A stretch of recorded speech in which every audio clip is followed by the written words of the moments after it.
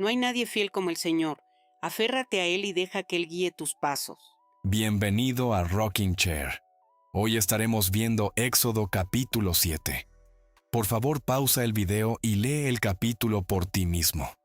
Esta es su historia y este es su amor por ti. Éxodo 7 es el sonido de que comienzan las contracciones. Egipto está entrando en trabajo de parto y a punto de dar a luz a una nación. Antes de que Israel nazca como nación, antes de que la iglesia nazca en Pentecostés, antes de que el mundo renazca en el libro de Apocalipsis, Dios comienza con sangre y agua en cada caso. El Nilo convirtiéndose en sangre no es solo juicio, es el comienzo del trabajo de parto. Algo nuevo está a punto de entrar al mundo. Comenzando en el verso 1, dice: Entonces el Señor dijo a Moisés: Mira, te he hecho como Dios para el faraón, y tu hermano Aarón será tu profeta. Tú dirás todo lo que yo te mande, y tu hermano Aarón le dirá al faraón que deje salir de su país a los israelitas. Pero yo endureceré el corazón del faraón, y aunque multiplique mis señales y maravillas en Egipto, él no te escuchará. Entonces pondré mi mano sobre Egipto, y con grandes actos de juicio sacaré mis divisiones, a mi pueblo los israelitas. Y los egipcios sabrán que yo soy el Señor cuando extienda mi mano contra Egipto, y saque de allí a los israelitas. Moisés y Aarón hicieron tal como el Señor les mandó. Moisés tenía 80 años y Aarón 83 cuando hablaron al faraón. Podría pasar todo este video aquí mismo, en la apertura de este capítulo.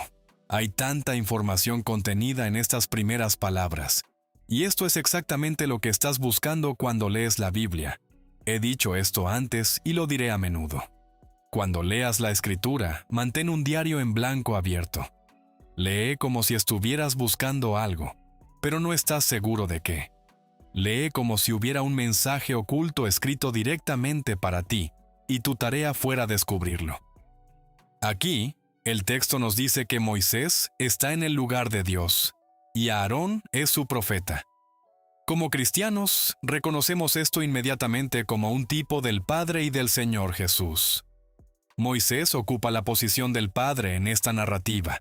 Aarón actúa como un tipo de Cristo, y esto habría sido profundamente instructivo para el Señor Jesús cuando era niño.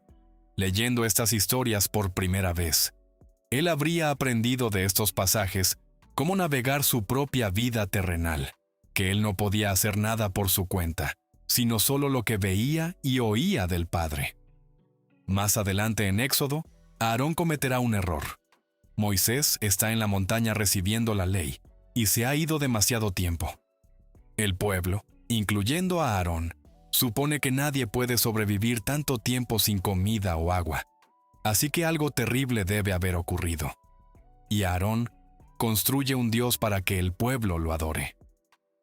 Esto, también, habría sido una lección para el joven Jesús: nunca actuar independientemente del Padre. Este no es el momento para que construyas tu propio reino en la tierra. Ahora es un tiempo para obedecer. Así que, cuando el diablo lo tentó con exactamente eso, construir su propio reino en la tierra. Ahora, en lugar de obedecer al Padre e ir a una muerte brutal, Jesús ya sabía por estas historias que no debía hacerlo. Así que quiero que veas estas historias conmigo y aprendas cómo pueden moldear tu vida. Pero también quiero que recuerdes esto. Toda la Biblia fue escrita para el Señor y acerca del Señor. Todo lo que estamos leyendo, Él lo leyó una vez por primera vez. Y lo que es tan asombroso, casi desconcertante, es que mientras leía estas historias por primera vez, también estaba descubriendo que Él es el Dios que las escribió. El versículo 7 nos dice que Moisés tenía 80 años y Aarón 83, cuando comenzaron a hacer lo que el Señor había mandado. En la superficie, este detalle parece no llevar a ninguna parte. No avanza la trama, no cambia la escena. Y esa es exactamente la razón por la que debes prestarle atención.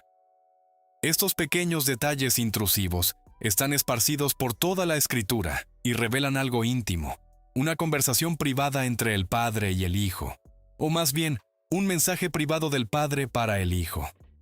Un Jesús joven, leyendo este pasaje, habría entendido que una vez que su ministerio comenzara, él también tendría 3 años para completar su misión. Tenía 30 cuando su ministerio comenzó, y fue su madre María quien lo inició. Y aunque la boda en Caná fue una celebración, y convertir el agua en vino fue una manera hermosa de comenzar, así como el agua se convirtió en sangre en Egipto. Sospecho que más tarde esa noche, cuando Jesús estaba solo, lloró delante del Padre, porque entendió que el reloj había comenzado. En ese momento, él sabía que solo le quedaban 3 años. Pero el versículo 7 no es solo para el Señor. La diferencia de edad entre Moisés y Aarón, Moisés con 80, Aarón con 83, refleja la diferencia de tiempo entre el comienzo del ministerio de Cristo y el nacimiento de la iglesia. Cristo hizo milagros durante 3 años, luego murió por nuestros pecados, resucitó de entre los muertos y ascendió al Padre. Y 50 días después de la Pascua, 50 días después de su muerte, nació la iglesia. Así que este pequeño detalle en Éxodo se convierte también en instrucción para nosotros. Nos muestra cómo debemos seguir al Señor. Hablamos lo que Él habla y hacemos lo que Él hace, y nada más. Y así como Cristo no vino la primera vez para construir su propio reino terrenal, nosotros no estamos aquí para construir el nuestro. Él vino para hacer solo lo que vio hacer al Padre, y para decir solo lo que oyó decir al Padre. Ese es ahora nuestro modelo. Seguimos su ejemplo. Hacemos lo que vemos hacer al Señor. Decimos lo que oímos decir al Señor. Otro detalle escondido en la apertura del capítulo 7 es este. El espíritu es mayor que el cuerpo. Aarón, quien representa al hombre natural, nació primero.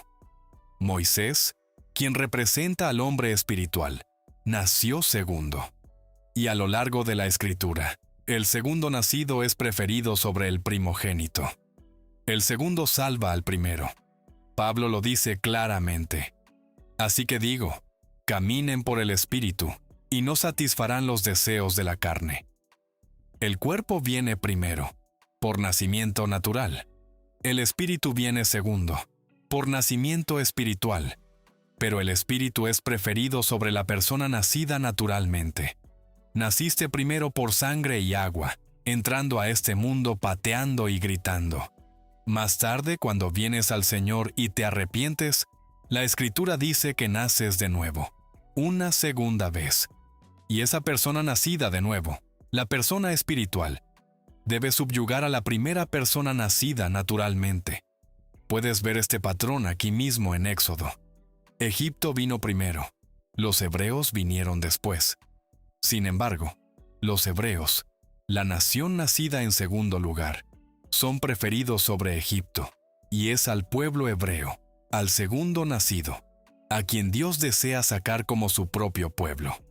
Y nota la primera plaga. Las aguas del Nilo se convirtieron en sangre. Sangre y agua, la imagen del nuevo nacimiento. Este tema del segundo nacido siendo preferido sobre el primogénito está en todas partes en la Escritura. Adán fue el primer hombre. Jesús fue el segundo Adán, y el segundo Adán es preferido. Caín nació primero, Abel segundo. Y la ofrenda de Abel fue aceptada mientras que la de Caín fue rechazada. Satanás y los demonios fueron creados primero. La iglesia vino después.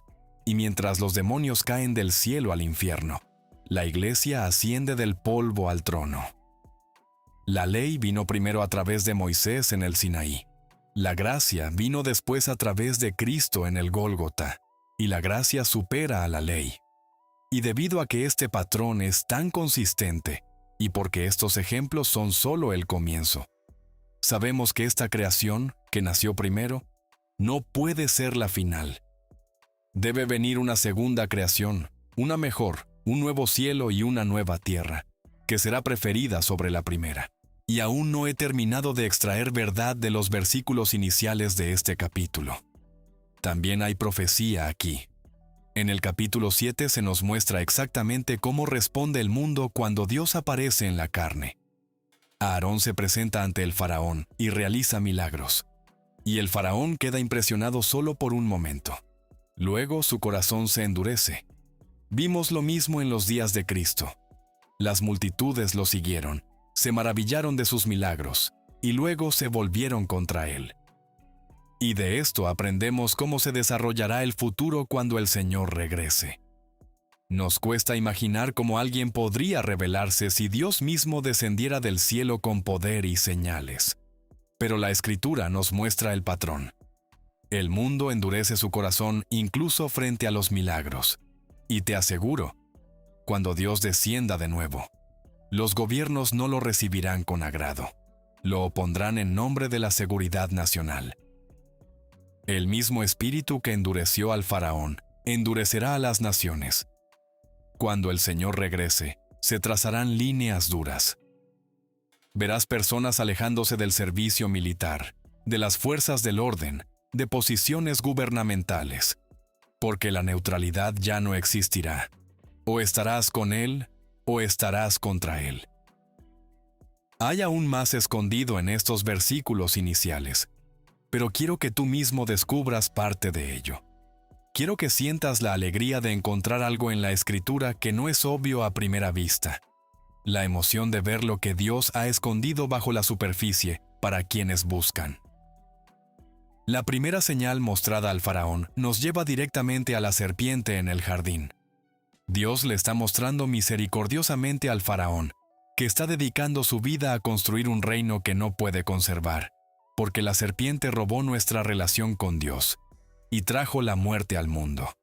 El faraón está ansioso por muchas cosas, pero es ciego al único problema del que no puede escapar. Morirá. Y Dios envía a Moisés y a Aarón para despertarlo, para advertirle que debe dejar ir a Israel, para que puedan producir al único que vendrá, y tragará a esa antigua serpiente que nos contaminó. Y de esto, aprendemos cómo responde el mundo incluso hoy. Las personas que viven para sí mismas están estresadas por muchas cosas, pero ignoran el único problema que es definitivo. Morirán, y todo lo que trabajaron tan duro para construir se perderá. Nos acercamos a ellos con la única solución que importa, la vida eterna. Pero como has visto en tu propia experiencia, están demasiado ocupados con los problemas de hoy como para preocuparse por la eternidad de mañana. Sacrifican la vida eterna para arreglar una crisis temporal. Es la historia de María y Marta otra vez. María se sentó a los pies de Jesús, alimentándose de sus palabras. Marta mantuvo sus ojos en los problemas inmediatos del día, ignorando la vida eterna que estaba sentada en su propia casa. Y cuando Marta le pidió a Jesús que le dijera a María que ayudara con los quehaceres, Jesús respondió: Marta, Marta, estás preocupada por muchas cosas, pero solo una cosa es necesaria. Y María ha escogido esa única cosa, y no le será quitada. Pero hay más en el milagro de la serpiente que simplemente despertar al faraón. También habló directamente al Señor mismo. Le dijo al joven Jesús que él se convertiría en pecado por nosotros. La vara de Aarón representa la obra de un pastor, Cristo, el buen pastor. Pero cuando la vara es arrojada al suelo, se convierte en una serpiente.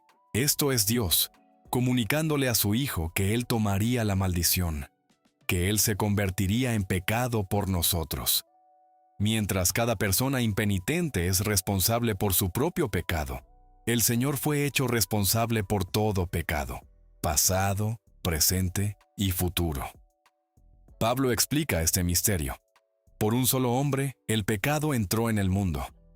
Pero Dios esperó hasta que ese pecado se hubiera multiplicado, hasta que hubiera producido generación tras generación de corrupción, para que Cristo pudiera consumir cada pecado que alguna vez nacería de ese primer pecado. Y debido a esto, Pablo concluye que la salvación no es como la caída.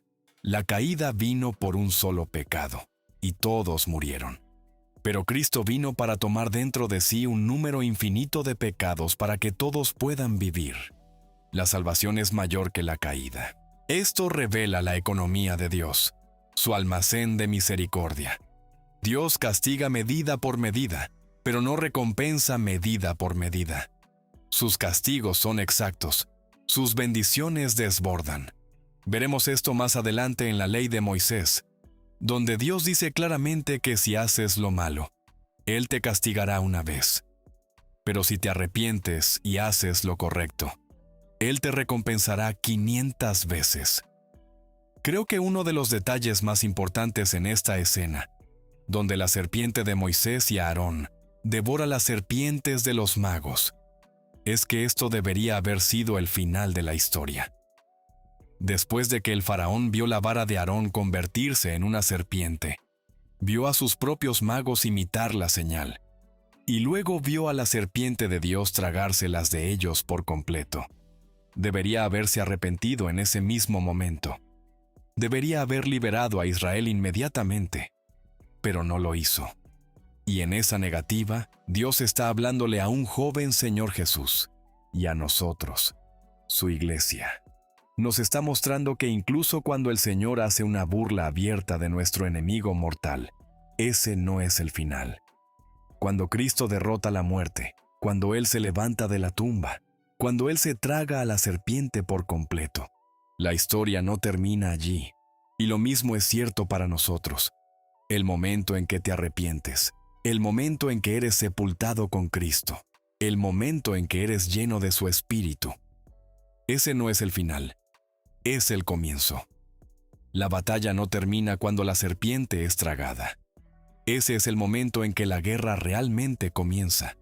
Dios nos está mostrando que la liberación no es la línea de meta, es la línea de salida. El faraón endureció su corazón incluso después de presenciar la derrota de sus propias serpientes. Y el mundo hará lo mismo. Tu carne hará lo mismo. Tu enemigo hará lo mismo. La victoria no termina el conflicto. La victoria inicia el conflicto. El agua y la sangre son la señal del nuevo nacimiento. Cuando una mujer entra en trabajo de parto, se rompe su fuente, y un niño entra al mundo a través de agua y sangre. Así que cuando Moisés y Aarón convierten el Nilo en sangre, la Escritura nos está diciendo que las contracciones han comenzado. Algo nuevo está a punto de nacer. Fue lo mismo en la cruz. Cuando el soldado romano perforó el costado del Señor, agua y sangre salieron. Ese fue el nacimiento de la iglesia. La iglesia nació de un imperio secular, Roma, así como Israel nació de Egipto. Dios trae justicia de entre el pecado, vida de entre la muerte, una nación de entre la esclavitud. Y esta no será la última vez que veamos esta señal. En Apocalipsis, Dios convierte el agua en sangre otra vez, y la tierra gime con dolores de parto. Otro nacimiento está por venir. Pero ¿qué dice esta señal al mundo, al faraón, a Egipto, a nosotros? ¿Por qué Dios les quita primero el agua? El agua fue el primer regalo que Dios le dio al mundo. Puedes sobrevivir sin comida durante semanas, pero sin agua mueres en días. El agua es la señal del Espíritu. Bebemos del Espíritu como el cuerpo bebe agua, y nos da vida. Y recuerda lo que aprendimos antes. El Espíritu es preferido sobre el cuerpo. El faraón se niega a permitir que Israel beba del Espíritu. Así que Dios cierra el suministro de agua al cuerpo natural. Si niegas al Espíritu, pierdes el agua. Si rechazas lo eterno, lo temporal se seca. Y veremos esto otra vez en el viaje de Israel por el desierto. Mientras Israel permita que el agua del Espíritu fluya libremente, mientras sigan a Dios, lo adoren, lo sirvan, lo obedezcan, Dios provee toda el agua natural que necesitan. Incluso en un desierto sin ríos, sin pozos, sin arroyos, una roca los sigue, y el agua brota para que sus cuerpos beban. Pero en Egipto, donde el agua abunda, al pueblo no se le permite beber libremente del Espíritu. Así que Dios cierra su suministro natural de agua. El mensaje es inconfundible. Si rechazas el agua de vida, el agua de la tierra te fallará.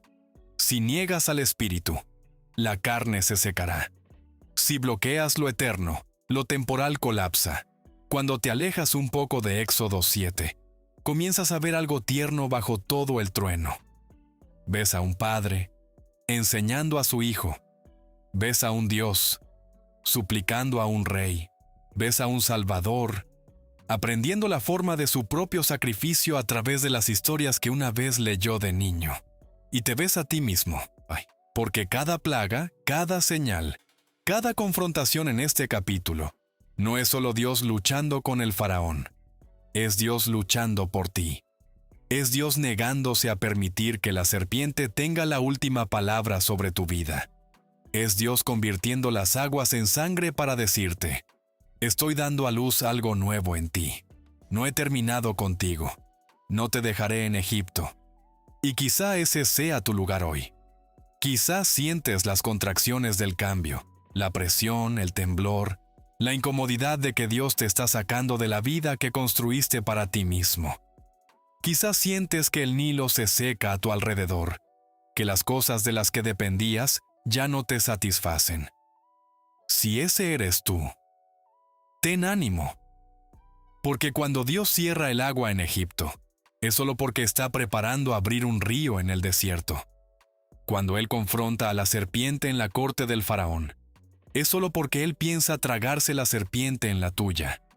Cuando Él comienza los dolores de parto, es solo porque algo santo está a punto de nacer. Éxodo 7 no es solo el comienzo de la liberación de Israel. Es el comienzo de tu liberación.